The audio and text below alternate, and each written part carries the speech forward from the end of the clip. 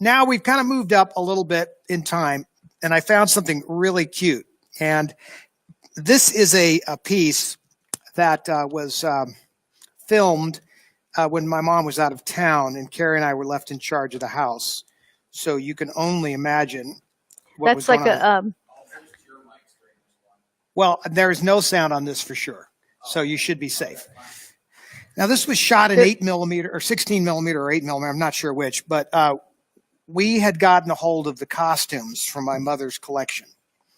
And Jane Book is in this, and Carrie is in it. Jane was a good friend of Carrie's, and later became a fashion designer. Oh, Jane beautiful Book dress has designer. the most romantic sense of design, and I think she really was heavily influenced by, in a sense, growing up with you guys, because your mom had all of those very romantic costumes from Romeo and Juliet. So she's in, and that's what she designed. Mary Astor's costume from Meet Me in St. Louis. Jane is? Jane. Oh, I'm going to look. And Carrie is in Betty Grable's costume. And my friends and I, John Courtney and Mike Miner, he changed his name later to Torres, Mike Torres, we are in the Three Musketeers outfits. I am in Gene Kelly's outfit, etc. And how old are you? We are probably maybe 12 or I'm going to say 13. Let's use 12 or 13. And it's pretty funny because Carrie's got Kleenex stuff down her shirt, etc. So there's Mike Torres, Mike Miner back in those days. And then you'll see we're at here comes Carrie doing the Betty Grable leg routine. So you see she's playing the sex object, and then we are going to respond to this. Now, this is not edited together like today. We edit things fancy. This is just hard film. There's John Courtney, works over at CNN. In fact, there I am with a cigarette in my mouth. There's Mike. There's no match there a minute ago. He was up. Everybody is shocked. There was Jane, by the way. And I think that's Shelley Davis, the other girl in the sequence. So there's Carrie, John Courtney. We're in the Three Musketeers outfits. Now, if you think about it, I mean, the idea that we're actually... This is a silent movie. It is. Well, yeah, and that was the idea. So now we're doing the minuet. See, we're doing, these are sequences. Look at you, we're creative kids. Well, what else do you do on a Sunday afternoon when you're locked home? Wearing costumes you're not house. Supposed to you touch. You raid the costumes. And look at the tan line on Carrie's leg. I mean, it's... but this house was enormous. And I write about a lot of this stuff in my book, but to actually have the footage is pretty hilarious. Now, here we are kind of cutting it up at the end. That's the finale. You know, the finale, now she's doing like Me in My Shadow. There's Jane. Jane's really cutting it up there, putting on the Ritz. Oh, my gosh, this is great.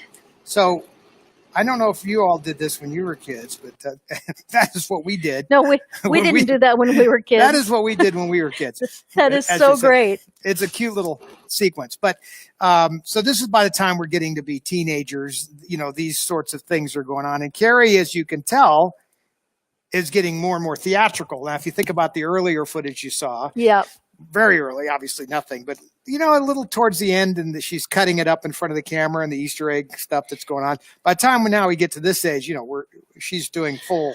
Okay, so you would say you were 13-ish there? Yeah. Okay.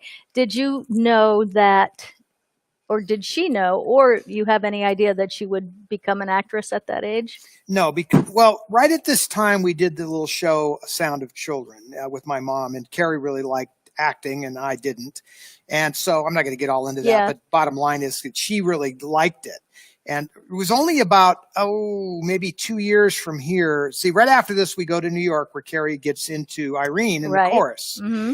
And that was about 1.5 years, 2 years. And then right after that, she goes in and does the Shampoo film with Warren Beatty. And so that is how we kind of stepped through it. And then within a year of that, she's in Interviewing with George. And George sees this girl walk in, I'm sure with the Carrie attitude, you know.